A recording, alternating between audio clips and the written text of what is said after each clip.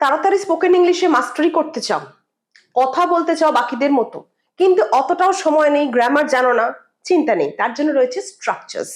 বেশ কিছু স্ট্রাকচার্স তোমরা যদি রপ্ত করে ফেলতে পারো তাহলে কিন্তু খুব অল্প সময় তোমরা বেশ কিছুটা কথা শিখে যেতে পারবে। সেরকমই আজকের ভিডিওতেও আমরা শিখবো নতুন 3টে স্ট্রাকচার, শেখাবো সেগুলোর এক্সাম্পলস, আর কিভাবে তোমরা সেগুলো ইমপ্লিমেন্ট করতে পারো তার স্ট্রাকচার দেখে নিই। চলো আজকের ভিডিও দেরি না করে, ভিডিও ভালো লাগলে লাইক শেয়ার কমেন্ট করতে ভুলো না, নতুন হলে সাবস্ক্রাইব করো। Let's start. আজকের ফার্স্ট স্ট্রাকচার, এটা শুধু ব্যাপার। এইবার এখানে সময় হতে পারে, ভাগ্য হতে পারে, এটা ইংলিশে কি লিখবো? It's only a matter of, ওই ড্যাশে এইগুলো বসবে। যদি বলি তার জেতাটা শুধুই ভাগ্যের ব্যাপার, ইংরাজি শেখাটা শুধুই সময়ের অপেক্ষা। কিভাবে লিখবে? তার জেতাটা শুধুই ভাগ্যের ব্যাপার। Her victory is only a matter of luck. এই ইটের জায়গায় কিন্তু আমরা এটা যেটা, সেখানে আমরা এইগুলো দিয়ে তার জেতা, শেখা। Her victory is only a matter of luck. Her victory is only a matter of luck. তোমার সাফল্য শুধুই সময়ের ব্যাপার। Your success is only a matter of time. Your success is only a matter of time. ইংরেজি শেখাও শুধু সময়ের ব্যাপার। Learning English is only a matter of time. কিভাবে দিচ্ছি আমরা? নাউন বা প্রোনাউন। নাউনের জায়গায় ধরো ভিক্টরি, লার্নিং ইংলিশ, এইগুলো দিচ্ছি।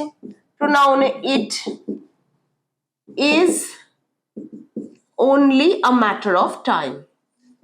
ম্যাটার অফ আবার ড্যাশে লিখলাম, টাইম হতে পারে, লাক হতে পারে। আচ্ছা যদি বলি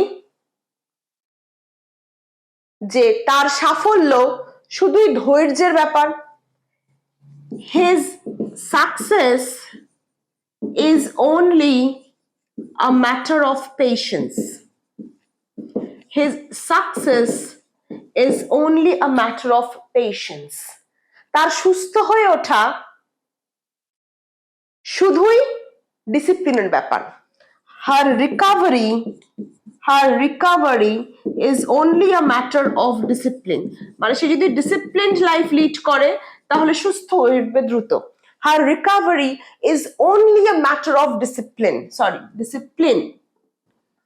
Her recovery is only a matter of discipline. Her success বা his success is only a matter of patience. ধৈর্যের ব্যাপার। বুঝতে পারছো? কারোর কিছু একটা সাফল্য, কারোর কিছু একটা শেখা, নাউন বা pronoun, is only a matter of dash. সেখানে লাক হতে পারে, টাইম হতে পারে, পেশেন্স হতে পারে। ক্লিয়ার? এই স্ট্রাকচারটা ক্লিয়ার হলে কমেন্টে চটপট লেখো স্ট্রাকচার 1 ক্লিয়ার। Structure 1 clear. তাহলে আমি বুঝতে পারবো এই স্ট্রাকচারটা তোমাদের কাছে ক্লিয়ার হয়েছে। আর যাদের কাছে ক্লিয়ার নয়, কোনো অসুবিধা নেই, কি সমস্যা হচ্ছে সেটা বাংলায় তোমাদের মতো করে কমেন্টে লিখে জানাও, আমি সেগুলো রিপ্লাই দেব। সেকেন্ড স্ট্রাকচার, এতে কিছু যায় আসে না। It makes no difference. It makes no difference. তুমি সহমত হলে কি হলে না তাতে কিছুই যায় আসে না। তুমি কাজ করলে কি করলে না তাতে কিছু যায় আসে না। কিভাবে লিখবো? It makes no difference whether you work or not. তুমি কাজ করলে কি না এতে কিছু এসে যায় না, কোনো পার্থক্য হয় না এতে। তুমি সহমত কিনা, সরি, ইট মেক্স, এটা আই না, ইট হবে। It makes no difference whether you work or not. It makes no difference whether you agree or not, বা he agrees or not, he বা she হলে s যোগ হবে। It makes no difference whether he agrees or not. It makes no difference if you come. তুমি এলে কোনো কিছু যায় আসে না। It makes no difference if you come. If মানে যদি। It makes no difference if you come. It makes no difference whether you like it or not. তোমার পছন্দ কি পছন্দ নয় তাতে কিছু যায় আসে না।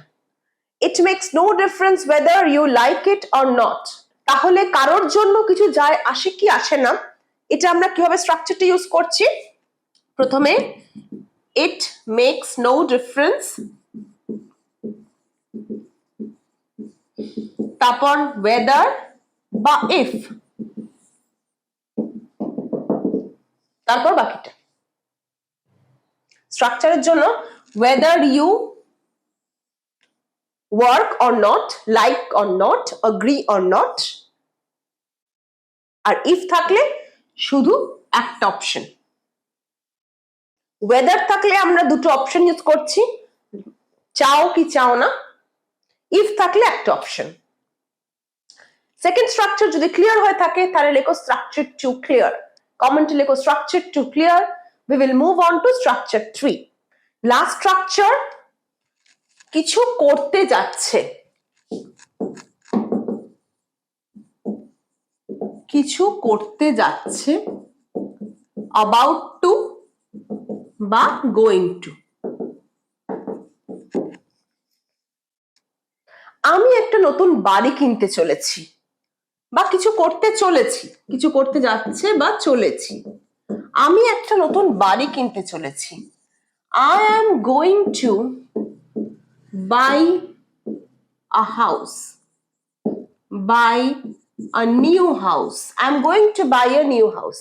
এটা মানে আমি একটা বাড়ি কিনতে চলেছি এরকম না, মানে আমি একটা ভবিষ্যতে বাড়ি কিনবো এইটা বোঝাতে। I am going to buy a new house. He is going to sell his car. সে তার গাড়িটা বিক্রি করতে চলেছে, বিক্রি করতে যাচ্ছে। He is going to sell his car. About to কখন ইউজ করব? যখন কাজটা খুব শীঘ্রই হবে। Going to মানে একটা পরিকল্পনা রয়েছে, করেছি, বাড়ি কিনতে চলেছি। About to করতে যাব, করব। They are about to buy a new house. She is about to get her first mobile. সে নতুন মোবাইল পেতে চলেছে। She is about to get her first mobile. সে তার প্রথম মোবাইল পেতে চলেছে। They are about to buy a new house. তারা নতুন বাড়ি কিনতে যাচ্ছে। কোনো কিছু কাজ করতে চলেছে, করতে যাচ্ছে, আমরা কি ইউজ করব? about to বা going to। তোমাদের জন্য একটা হোমওয়ার্ক,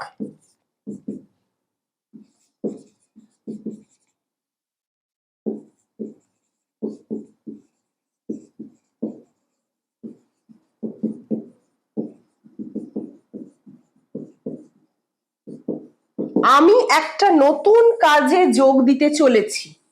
আমি একটা নতুন কাজে যোগ দিতে চলেছি। এই সেন্টেন্সটা ট্রান্সলেট করবে এই ফরম্যাট গুলো ইউজ করে, about to বা going to ইউজ করে, এই স্ট্রাকচারটাকে ইউজ করে এই সেন্টেন্সটা ট্রান্সলেট করবে কমেন্ট সেকশনে। কমেন্ট সেকশনে করে জানাও, যদি ঠিক হয় আমি সেটাও জানাবো রিপ্লাই করে, আর যদি ভুল হয় আমি সঠিকটা রিপ্লাইয়ে লিখে দেবো। দেখা হচ্ছে পরের ক্লাসে। ভালো লাগলে লাইক শেয়ার কমেন্ট করো আর জানিও ক্লাস কেমন লাগছে।